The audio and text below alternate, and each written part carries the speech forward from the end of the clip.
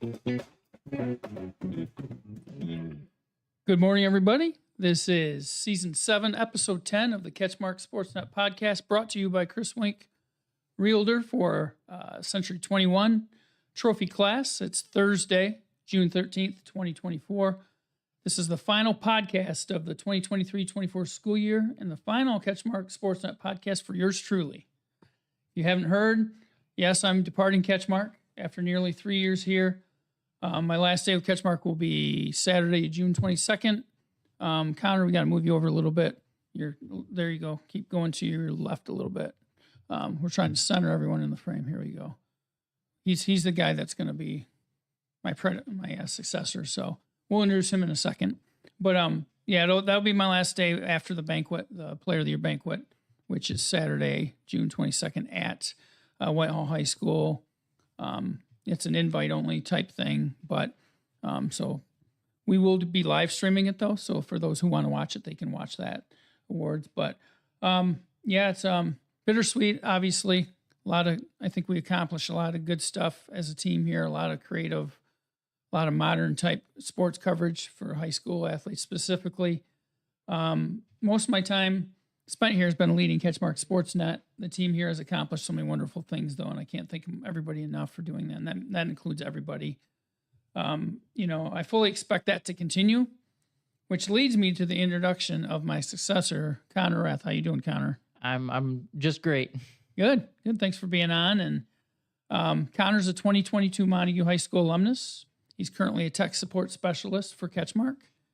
He's very bright young man, and he's got a lot of ideas that I'm sure he'll be implementing as the new CatchMark SportsNet lead. We'll dive more into that later. Not to be left out, we're also joined here on the pod by CatchMark SportsNet intern Myles Welch, who's done a great job for us this year. How's it going, Myles? Doing good. Glad to be here. Good. How's your first full week of summer gone?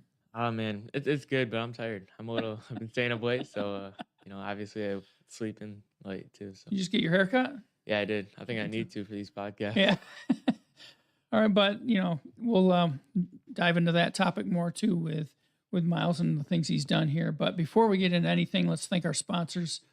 That includes Big Stone Therapies, Rescue 2.0 LLC, Grieve Law, Edward Jones, the financial advisor, Brett Atkins, Coldwell Banker Woodland Schmidt with David Dusenberry, Farm Bureau Insurance, the Kenny Agency, 5-Star Real Estate Leaders with Matt Parker, The Birdhouse, Scheid Plumbing, Heating, and Cooling, Greener Jewelry with Chris Dykman and Sarah Reel, and then, of course, Chris Wink, Realtor for Century 21 Trophy Class, who's been ultra supportive of everything we do here at CatchMark. So it's been wonderful. So I don't know where we should start. I guess we could start with me because I'm the one leaving, but you guys are staying as far as I know.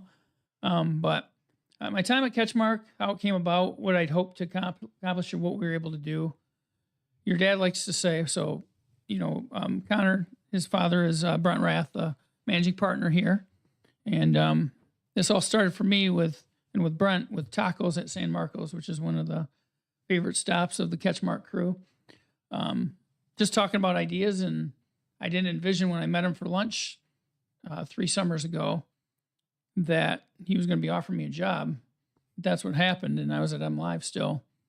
And I was ready for maybe a little bit of a shakeup. So I'm like, yeah, that sounds kind of refreshing. Let's look into that. And next thing I know, I'm getting an offer and all those things, and we were off and running. And then, we always try to do some special things. We had some big ideas, grand ideas. Some of them we accomplished. Some of them are still yet to be accomplished. But I feel as though I'm leaving it in capable hands. So, what are your thoughts on what CatchMark is, CatchMark SportsNet is? What do you think people's impressions are out there in the general public, and how quickly the rise has been and the stuff that we do? Oh man, that's a pretty big question. But I started here 2 years ago full time, and before that I had interned for, depends on what you count as an internship, for probably 6 years. Doing on and off work, and then for 2 years officially through the Career Tech Center. And during that time, part of what I did during that internship was I started with the SportsNet crew, with you and then Zach Zweigel for a little bit, and Cody. going out and getting content. I think one of the first games I covered was Shelby versus Montague.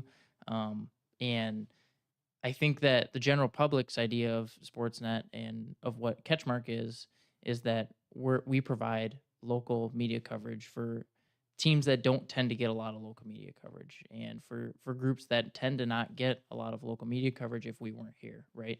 Sure, they'll get the smaller groups around here and some of that, but they're not going to get the stuff that we do. They're not going to get the media days. They're not going to get things like that. And I think that's what we provide for the local public and for the local communities around here.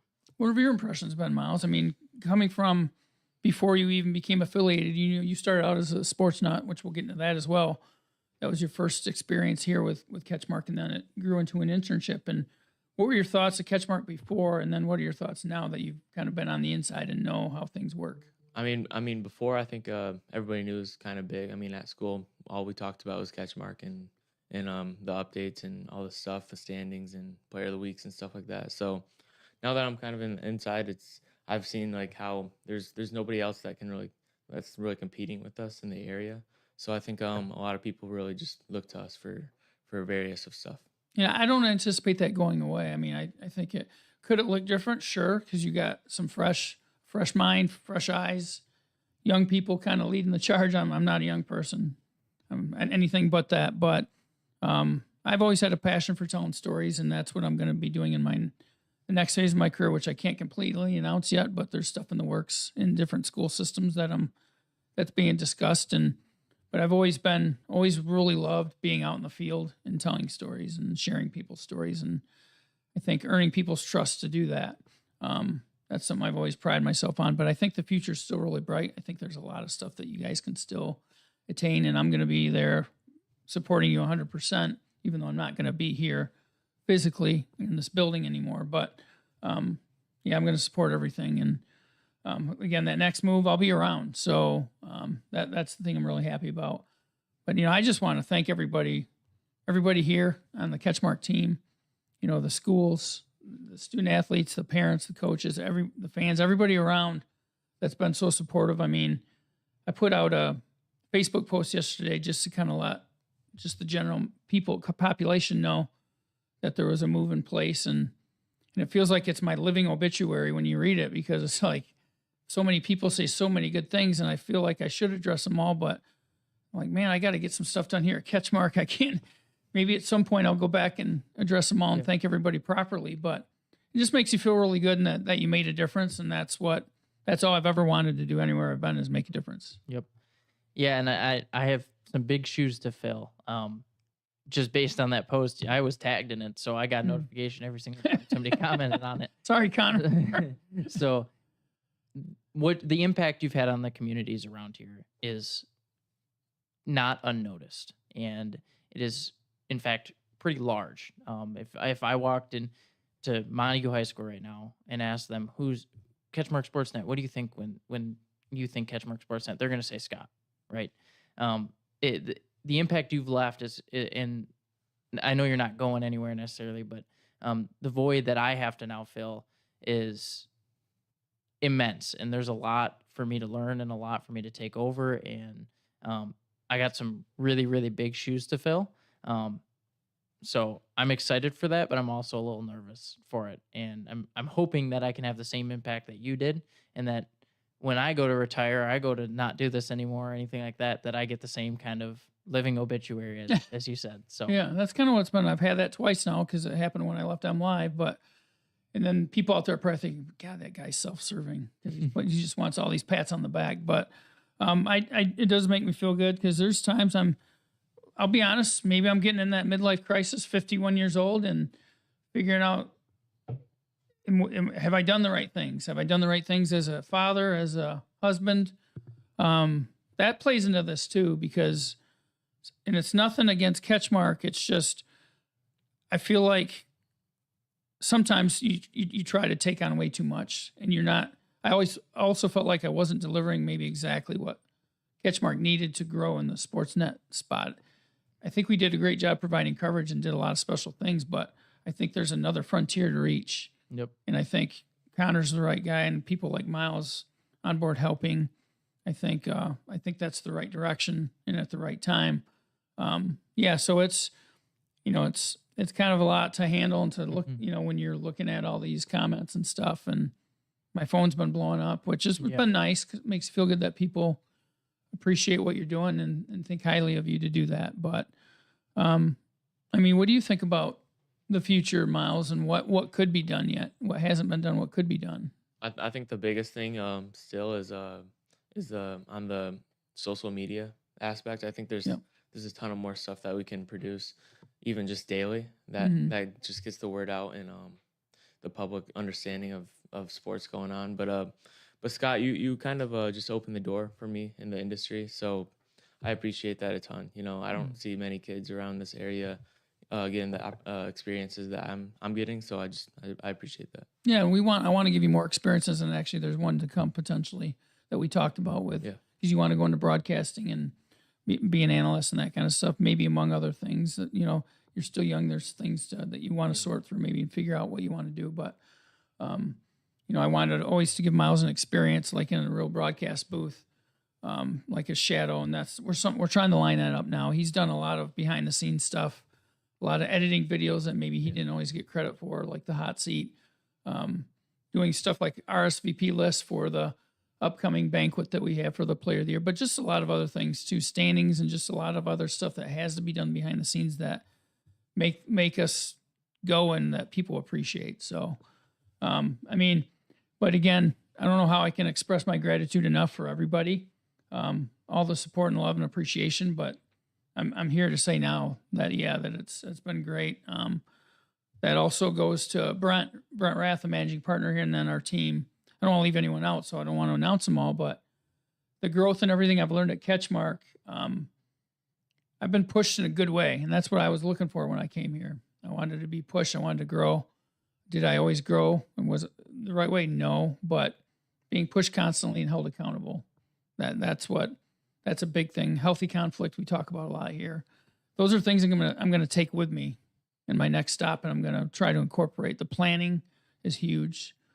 You have to plan and follow those plans. I'm not always great about following plans because I sometimes like to cowboy it and fly by the seat of my pants in some ways, the old sports writer method of doing things. But there's a lot to be learned on processes and planning, standards, scalability, and replication. So Yeah. And I think to build off what Miles said, the next frontier is social media, right? Yep. Something that I've in my week so far, like half a week, whatever it's been, 4 days of working through what needs to be done for this role and getting things prepared for the fall. I think the next step is going to be social media. I don't think that we've necessarily utilized it to the best capacity. No, we've used it, but not to, and people have loved us. Yeah. People have really, it's resonated, but there's so much more to untap there. Yep. And so just getting content out on those social media platforms, Instagram Reels, Instagram, Facebook, TikTok, things like that, that's going to be where I think we're going to focus in the next coming few months. Yeah. So if you guys see a content shift towards a little bit more social media, a little bit less articles and things like that, that's why. We want to push towards that. When I looked at one of the big reasons I changed our focus towards that is because when I looked at the Monster Insights, it's the program that tells us how many people visited our website and where from. One of the top 3 redirects, which are when you click on the link and it points you toward back to the site, were Facebook. Yeah. I mean, it was like 22,000 redirects in the last 3 days, and pointing from Facebook back to our website.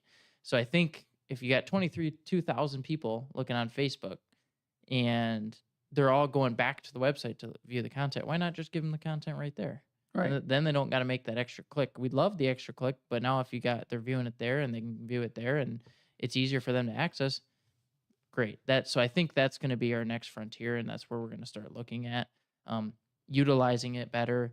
And we're still obviously going to put content on the website. There's still going to be articles. There's still going to be things like that. But I think social media is going to be where we go to do a lot of that. That's where it's at. I mean, go ahead, Miles. I know you've got thoughts on that. To piggyback that, I think we need to incorporate more like conversations within the threads. I feel like, for example, football season is still a few months away, and there's nothing really high school sports going on in the summer. But Right. I think football is like the hype's real right now. So to produce a little bit of that content now would be huge. High school football is king. I mean, let's just be honest. We love all the sports that we cover around here, and the people playing them and the people supporting them. But yeah, football's king, and a lot of this is building that anticipation. But I completely agree with you guys. I think I say we because I still feel part of this. We need more reels and just up to date stuff, because coming from, quote, the dinosaur sports media age, because I've been through it all, because I've been doing this a long time. Used to be the newspaper days where you go cover a game, you had a deadline sometimes because you had to get the newspaper out, so you had to get the story in by a certain time. Then they paginate the paper, they print it, they deliver it. But people maybe aren't seeing the story until 7 a.m., 8 a.m., whenever they get their morning paper. And so I've been through all these changes, and then it went to a digital first thing at MLive, and people were getting the content for free pretty much. But it was immediate, more so, because it was digital, so you could control exactly when the content came out.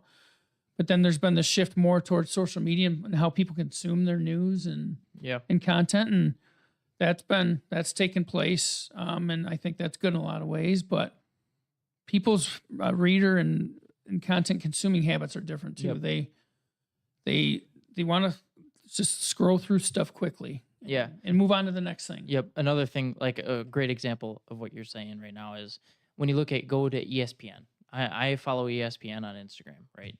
I scroll through Instagram. They make 10, 15 posts a day. Now you go to their website, sure, they've got articles. They've got the standings. They've got all that on there. But a lot of it is coming from ESPN on Instagram. And that website, the articles, the standings, they're always going to be posted there, and you can always go there and read it, read the big pieces, things like that. But a lot of what they post are Steph Curry had 15 and 5 last night, and or this guy broke this record or whatever, and it's just a quick like, hey, scrolling through, oh cool, and then you get people to comment and talk about it and discuss it there, and that's really the big piece of what I want to do going forward is that, hey, I'm scrolling through Instagram, I'm scrolling through TikTok, Facebook, whatever. Oh, this so-and-so had 15 points, 15 boards last night. That's sweet. Let me comment something on it and get that interaction that way. I think that's going to be the next frontier, as I said, next step for Sportsnet, and I think that's where we're going to go for a lot of our media. Still gonna, like I said, still gonna have the articles, still gonna have the stuff, but I think we're going to go towards that social media aspect and be looking for things like that. That's where people are. You got to go where the people are. Yeah. And I think that we kind of did that when we first, I would say when I was an intern here and doing a lot of Sportsnet stuff, we did the statistics, the stat leaders for the year. Those were always on Instagram and Facebook. But I think that we need to, and we kind of got away from it, I feel like. We have plans for it, but it's a bigger picture thing. Like, without maybe diving too much into it, we wanted to make it like a sortable, live, like interactive type experience for stats. So that's something that's still out there. Hopefully that can be, we can get that rolling. Hopefully you guys can get that rolling, because I think there's a lot of potential for that. Yep. Yeah. And that's something that I don't see really anybody else doing. Yeah, no, I don't either. It's hard, I would say.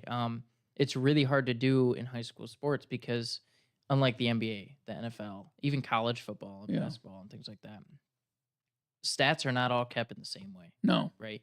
Colleges, you can kind of standardize it with the NCAA. Right. MHSA can't really standardize that because not all schools have the same budgets. Right. And not all schools are required to post those stats like colleges and the stat person for Whitehall baseball could, I mean, maybe that's a bad example, but any sport, I'm just saying that because that can change every year. Like if someone who keeps football stats for a team, that could change every single year because it's usually a student who's really interested or a parent or something like that. And once their kids are gone or once the student's gone, then they're trying to find somebody else to do it. Yeah. And so I would say the hardest part is actually being able to gather those stats and then input them. I come from a tech background and I had been doing and have been doing tech support for 2 years, 4 years, counting my internship.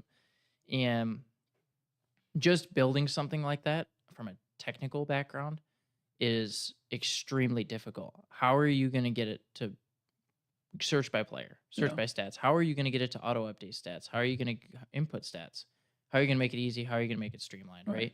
And then get all of that into a website to make it look good.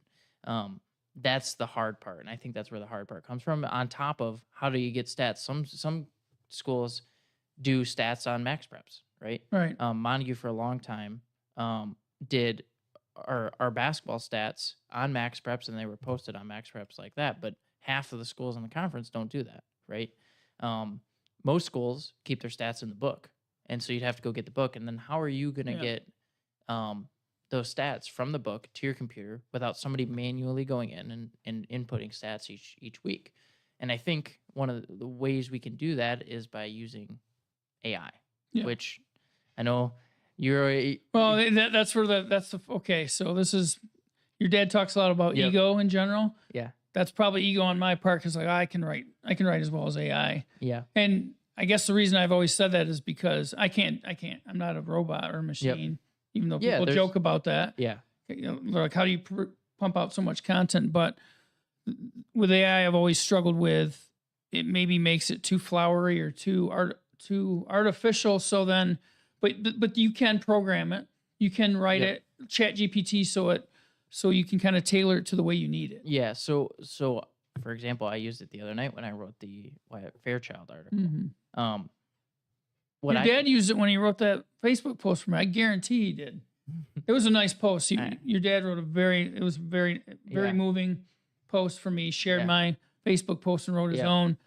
And so I said, "Thank you so much. You know, you're making me emotional again." I go, so to prevent me from crying, I wrote to him. I said, "I'm going to give you some crap here. You used AI for that, didn't you?" Yeah, yeah. No, I think it's when you get that AI response, right? So say I say, "Hey, give me a breakdown with these stats and whatever." When it responds, what I like to do is take it, filter through it, take what I like out of it, and then write it in my own words. So use it more as an aid, not just like, all right, let's just snap this whole piece out, paste it in there, call it good. Right. Because I think, like you said, is there's still a little bit of that human touch that you want to add to it, and that's important. But what I like about you and what I like about your dad and this company and is just embracing the tools to help you. I mean, what do you think, Miles? I mean, someone your age that's in school and maybe your peers, are they all about using Chat GPT and all that stuff just to help them get, and other tools to help them just get out what they want? Well, it's kind of tough because there are filters for teachers that can filter it out and like it'll like error us if we try using it. So we don't really use it in school, obviously, because we'll get flagged or whatever for it. But I think it's a great tool. I mean, to aid it, like you said. You know, and still write it in your own words. Yep. I can see like the sports nuts, and we'll talk about that topic. I can, like, as that progresses, because I know that's one of your big items as you take over, Connor, is to build that out. We got a good start, I think, with it, but I think you can take it a lot further than what we've gone so far. But I think Chat GPT could be a great tool for them because you're getting students and other volunteers who maybe aren't used to writing, but here, all you got to do is plug in the info and that'll get you the coverage you need for the website, for the social media, however you want to use that. Yeah, exactly. Like I see the sports nuts becoming something where like, hey, I grabbed these stats out of the books. Let's just throw them in Chat GPT, write the quick little 2-paragraph summary or paragraph summary, and then popping it into some sort of media to get it to our website, and then however that looks. And then that's just basically somebody can go in there and click, oh, here's this game, here's Montague's game. Click on that, and then it tells me quick little 2-paragraph summary. That doesn't have to be anything crazy. Right.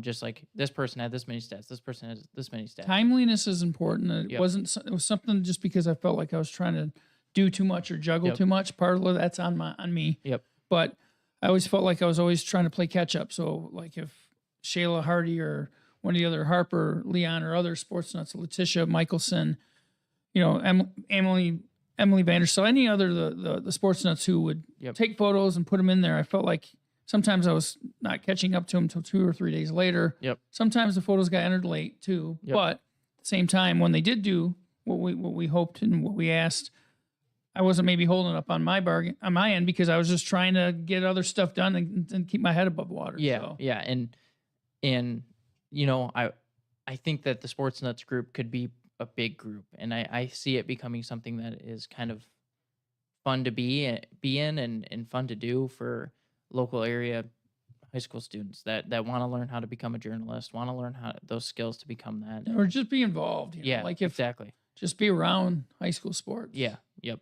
And I see that becoming kind of another big thing that we do is social media and the Sports Nuts and developing that group to become something that we can use as CatchMark as an aid, and also that the Sports Nuts and the people involved in it can get something out of it that's important, and things like learning responsibility, learning time management, things like that they can take out of it and learn as students. And then who knows, maybe they can get some credit hours for NHS, or we can work with something to get them some other benefits on top of that to allow them to be more involved and things like that. Any other thoughts on this, Miles, on this specific topic with Sports Nuts and stuff? Because like I said, you came up through that.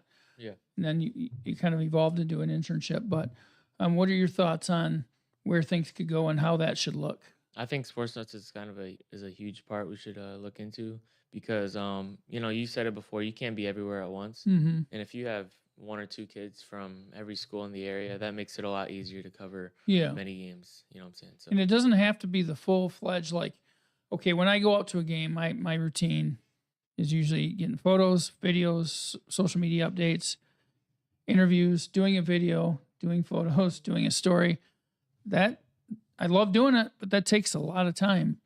And so you could have someone, maybe their job is just to get social media updates. I don't know. That's something you guys got to kind of work out and figure out how that looks. But that's like, I think for our followers, that's the biggest thing they want from us right now is the social presence. Yeah.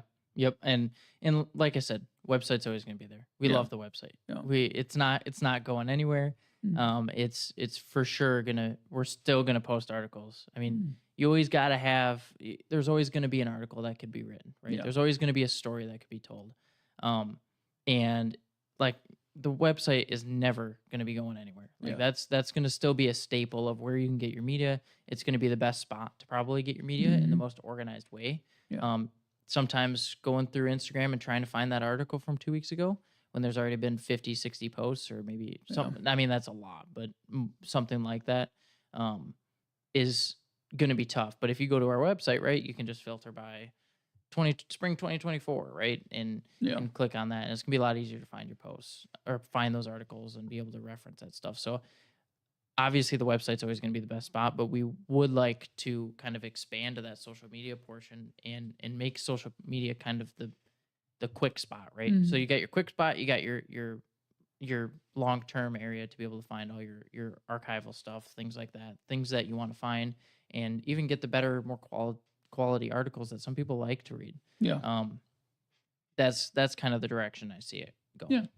Yeah. So I mean, let's learn a little bit more about Connor Raeth, the man. What do you want to know? I want to know. I mean, you went to CTC when you were at Montague for tech, and that's one place right now that people need to know. I mean, college isn't the answer for everybody. Yep. And especially nowadays, trade schools are great. Sometimes for some careers you have to go through college, but were you pretty happy with what that's led to? I mean, you bypass and you don't get in debt, you don't rack up all this debt. I mean, how has that worked out for you? It's worked out great. And I also think that I do come from a little bit of a lucky background. My dad happens to be the managing partner here, so there's always that, right? But I would recommend the Career Tech Center as something great for anybody who wants to get into any of the trades or wants to get into tech, right? They teach you some great things. I remember my teacher from Career Tech, and I switched right at the end, like the last semester. So we got a new teacher because she had to take off and do some stuff for her family. But she taught me all kinds of things, right? Mrs. Westhoff was her name. And she taught me things that I use to this day, right? She helped me get my net plus or my sorry, helped me get my some type of cert. I don't remember what it was called. Mm. My MTAs, my Microsoft Technical Associates. They're disregarded now. They're not up to date anymore. But and she helped me study and get prepared for my A plus, which is the hardware cert for the kind of the big ones. There's the Net Plus, A plus, and the Security Plus that are the three big ones. So yeah, and I would recommend the CTC for anybody who wants to learn how to do one of those trade items. Nursing, veterinary practices, things like that. Anything, welding, auto body, anything that you can think of that's a trade, they've probably got it. And they're going to do a pretty good job teaching you how to do it and helping you learn how to do it. For somebody like Myles, will be entering his senior year of school, wanting to go to maybe journalism, perhaps, sports media, that type of stuff, college is going to be the route. So Yeah. What's the latest on that for you? What are the schools you're looking at? Obviously, this is a big time for you because you have to start getting those applications in and maybe kind of narrowing that down where you want to end up. So what's the latest? What are you looking at? One of the bigger schools I've been looking at heavy is Arizona State. Mike Meekoff, who covered a lot of Muskegon sports during his time in high school, he went there. He's now transferring to Toledo. Mm-hmm. And yeah, we've been talking back and forth, and he's given me a lot of insights on the school, and it's really looking intriguing for me. So yeah, I think Myles is just interested in the co-eds at Arizona State, if you ask me. I mean, that's a big part. If you're going there, that's just a perk of it. I'm just saying, but no, that's great. I think that what that would do, it forces you to grow if you move away from home like that. I know for me, like I was a homebody when I was younger and coming up through high school, and I did the JUCO thing, played baseball for a year at community, kind of delaying the inevitable of really digging in and focusing on what I wanted to study. I'd start out in engineering, believe it or not, in math, and then did the total 180, did sports writing. They're like, how does that happen? But you just got to pursue your passions. And, me going away to Michigan State, even though it's not that far away, that helped me. Yeah. It was hard at first, but forces you to grow and become an adult and just make your own decisions and just kind of grow into the person that you're going to become. So yeah. I think one of the bigger things from Arizona State is their downtown Phoenix, and that opens a lot to kind of the opportunities, pro scene. You know what I'm saying? Phoenix Suns, and then Arizona Diamondbacks. Yeah. So, and Cardinals too are down there. So I think it's huge for sure. Yeah. Yeah, and I didn't go to college right out of high school. I would like to go back. I was planning on going back for learning some more things like what I was doing for tech, but with this role change, I kind of got a lot of thinking to do with that. Yeah. But I would say that college is good for things that you can't get out of a technical degree. So if you're like Myles is going for journalism, right? Mm-hmm. Finding something like that you should go to college for, that's important. But if you can go to a tech center and learn this for 2 years, and 99.9% of the time, you're not going to really need a degree. Now, I'm not saying don't go to college. No, you're right. I'm saying that make the right decision for you, right? It's not the same for everybody. It's different for everybody. It really is. I should probably go back to college. Looking from a tech background to go get a degree. A degree is always going to help you, no matter what in tech. You're going to be able to make a little bit more. You'll be able to find jobs a little bit easier. But at the same time, you can still find stuff that's going to be well-paying, that's going to be good for you without ever going to college, right? I was able to land here, luckily, right out of high school. I mean, I graduated, and 3 weeks later, I was starting full-time here on June 6th. So, I would recommend it for anybody who can't get what they can get out of a technical cert, like career tech. If you can't get anything out of that thing, maybe go to college, but it's all up to personal preference. And I think that's hard for 18, 19-year-olds choice to make. But at the same time, you got a lot of people around you to be able to ask and figure that out. So changing gears, what are your hobbies? What do you like to do outside of work? I play a lot of games, a lot of video games. Obviously sports. I mean, I wouldn't be doing this if I didn't like sports. I coach basketball in the winter I'm an assistant coach with the Montague boys team. Now, I can't promise that we won't get a little bit more extra press, but I'll try my best. Um, You got to hit up Thaler. He wanted to get on the podcast because he's got the youth 3-on-3 tournament coming up. Yep. You got to get him on the podcast soon. yeah. And I like to go play basketball. I play a lot of golf. I'm not very good. I wish I could say I was a little bit better than I was, but It's just about the enjoyment being yeah. out there. yeah, and I just like kind of hanging out with people, like going and playing video games maybe with a few people. Go play basketball up at Holden's, which is a local place around Montague. That if you live in Montague, you probably know about Holden's. So, and go and playing golf with a few people, and I play in league on Tuesday at Oceana up north a little bit and stuff like that. So, What are you up to this summer, Miles? Like you said, golf. Like I probably golf 2 times a week, honestly. Where at? Anywhere really. I mean Hickory just because it's close, but I go to Benona a lot too. I like that. I like that course. Executive course. Yeah. Don't hit Mike Taylor's house. Oh yeah. I always he lives right there. I Right? always We text talked about him when that. I'm up on the hill. I always text him and say, "Hey, look out your window." So, Does he? yeah. Does he come running out in his Speedo like he talked about, or with a horn, or blasting the music like he talked about? I wouldn't be surprised. The but, Eye of the Tiger or something. I think he said he blasts that when people are teeing off. I think. yeah. But I mean, other than that, I've been upping a lot. Tonight's actually the Little League championship. So wow. I'm beyond Where's the that dish for at? game. It's over by Stevens Field. Is that the old over funnel there. field or no? It's next to it. Okay. There's like a little field over there. So Yeah. I'm beyond the dish for the World Series of that. So What about you playing ball? Aren't you playing travel ball too? yeah, we actually have a tournament this weekend. We actually have a game tomorrow at 4:00 West Ottawa. So then next weekend we play at Hope College, and then we have a Davenport one too. So we're Who are you playing for again? Lakeshore Warriors team out of Holland. So Who's coaching that? Mike Thome. He Where's he from? I don't really know. He's just he's a cool dude. Your dad kind of hung it up. Yeah, With the coaching? Yeah, he said he just wants to sit back and watch. So Yeah. don't blame him. He wants to be able to just sit there in his Acuna jersey and enjoy it. Ronald yeah. Every game he wears that. I gotta get him a new jersey.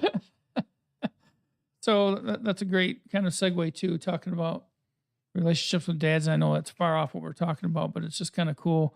I know the Raeths are super competitive with each other. I mean, you saw it Brian, yesterday at mini. I didn't see it, but I heard well, you about it weren't because I there, didn't go because I'm like, it's a series that you guys are doing, right? A mini golf yep. series, competitive fun thing. And it would have been fun to watch and maybe even document because that's what I do. Oh, it got documented. You should check the Facebook You got video? page. I got to see that. It's on the Facebook. I got to see that. But Owen ended up winning, but there was a playoff at the end. But that's one round, right? That's Aren't there round one. Series of rounds? Yep. So it was round one. We played down at C's in Montague, which I grew up playing there. Like my grandpa would bring us down there, even when they were closed. We had special permission from the lady who used to own it to come on there, even when they weren't open, drop a ball and play, and just hang out down there. Jesse and I, my cousin, would go down there all the time, like during the summer. And like we used to be able to get, like she used to give us free ice cream and stuff. And yeah, so Courtney brought me ice cream. Colleague Courtney Jimison brought me. It was like a chunky monkey type thing with bananas and all this stuff in it, like a flurry type thing. Yeah. She brought that back to my desk for me, so that was awesome. Yeah. And so I thought going into it, I had all the home field advantage that anybody could get because I had played down there. I'm not kidding, probably 300-400 times. But I played probably the worst round of mini golf I ever played in my life. I shot a 54, which there's not a lot of context behind that, but yeah. Owen and Dad shot a 46, and my mom shot a 50. So top four were all of us, but I was not. It was not. But 0-1, was it a tiebreaker? Yeah, so they played the whole round. Owen and Dad shot a 46, so they went to a playoff, and on number 18, which there is some history on number 18 with my dad. He ended up losing a round to me because of number 18. When kicked two out of I don't even, can you even call it out of bounds? Out of bounds, had to drop twice, kicked another one to the rocks right in front of it because it's a little ramp and there's rocks in the front, and ended up taking like a 10 on that hole and lost to me like 5-6 years ago. And so they went back and played number 18. And Owen, my dad hit first, and he set his about, I'd say probably this far away from the hole. And Owen had an amazing putt. Like this thing, it literally ended like probably that far from the hole, like almost hole in one.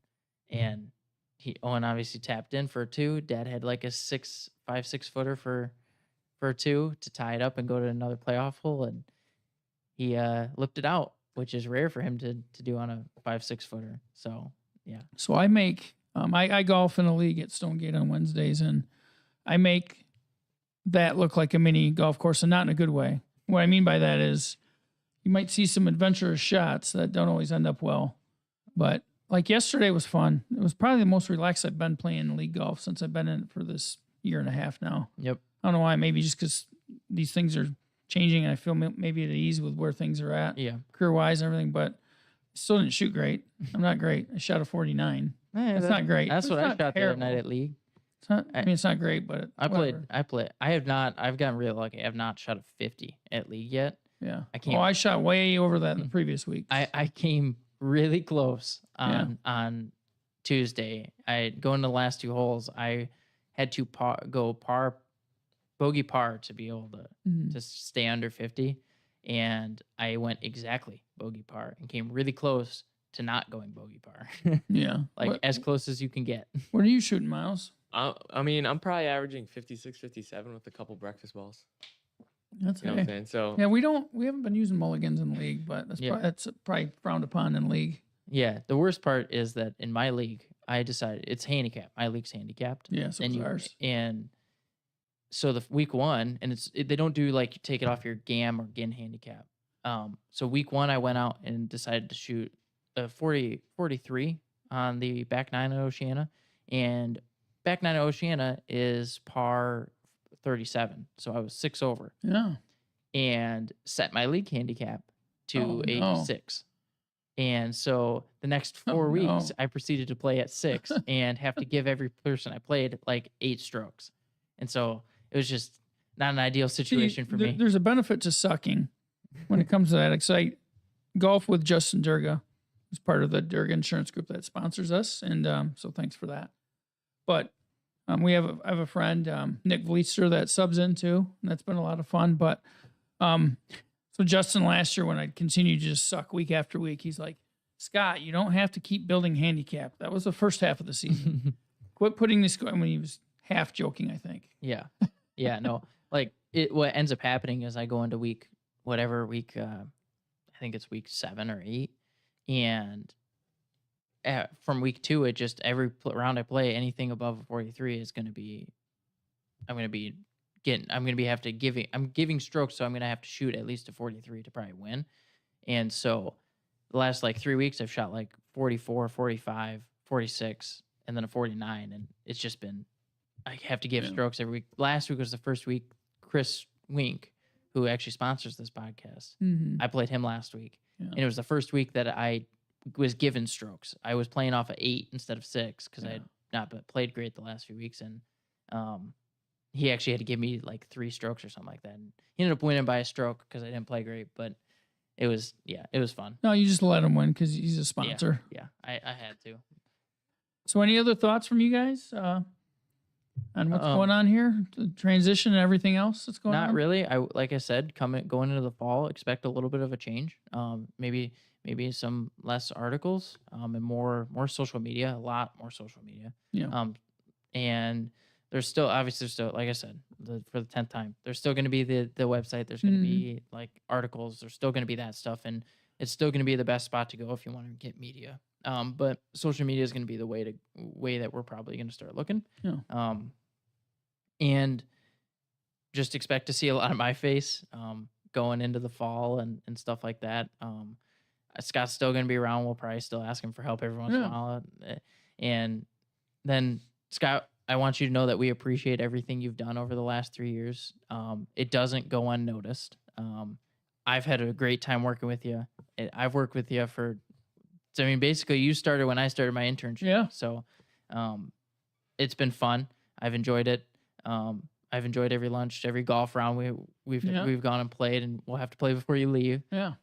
And I've enjoyed having you. And after I leave, because hopefully I can get some time off in July. I was kind of looking forward to that. But any thoughts from you, Miles, on just kind of being part of this podcast and just your experiences so far? Yeah, I just like what Connor said, I appreciate everything you've done for me and just getting my career started because, I probably wouldn't have got that anywhere else other than that CatchMark. So and I want to keep that going. That relationship's going to continue. So I want to help in as many ways as possible. Again, I just want to thank again everybody out there that's watching this podcast and beyond that. Thanks for the support. Thanks for believing in what we're doing and kind of supporting what we're doing at CatchMark through watching our stuff, reading our stuff, supporting us financially, etc. Keep supporting it financially because these kind of things don't survive unless they do get supported.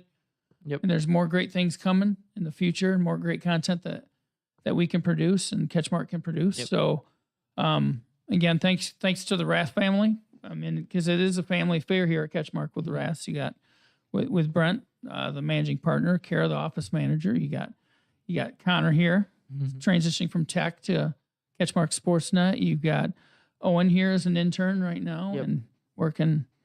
I guess I don't know if he's an intern or switched to part time because he's a high school graduate now. I don't know. We'll see. And no, I'm not sure about him. Yeah, he hasn't been around. So yeah. So, but appreciate everybody here again. Amy Yonkman, the project manager and actually now the lead of DMM of Digital Marketing Media. Courtney Jemison, digital media specialist. Billy Mann, when I started here, we worked with him. We did a lot of great things together. I don't want to leave anyone out, but there's Zach Zweigel, Cody Ottinger, all those guys, and just the other colleagues like Jeff Burrell. The tech, basically he's managing the tech director. But there's others, Brian Syberry, there's plenty of others though on the tech team that are here. And Kat Hyder, she's doing a great job. I think she's going to do great things as a sales manager and helping to get the CatchMark name out there and get people to support us. But I've rambled on long enough, but I still have to get to the sponsors, so let's do that. Grieve Law is one of them. Rescue 2.0 LLC, Big Stone Therapies, Edward Jones with financial advisor Brett Atkins, Coldwell Banker Woodland Schmidt, David Dusenberry, Primary Insurance, the Kenny Agency, 5-Star Real Estate Leaders with Matt Parker, The Birdhouse, Scheid Plumbing, Heating and Cooling, Greener Jewelry, Chris Dykman, Sarah Real, and then of course Chris Wink, Realtor with Century 21 Trophy Class. Again, one more time, a great, big, heartfelt thank you to all who have supported this and who have been there for us and for me and everyone here. So I appreciate y'all and hope you guys have a great summer. Thanks. See ya.